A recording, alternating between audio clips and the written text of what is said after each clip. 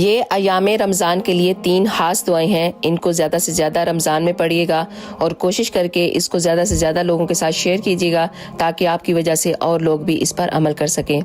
پہلا عشرہ رحمت کا عشرہ ہوتا ہے، اس میں آپ کو جو سب سے زیادہ دعا پڑھنی چاہیے وہ یہ ہے، رب اغفر وارحم وانت خیر الراحمین۔ اس کا مطلب یہ ہے، اے میرے رب مجھے بخش دے، مجھ پر رحم فرما اور تو سب سے بہتر رحم فرمانے والا ہے۔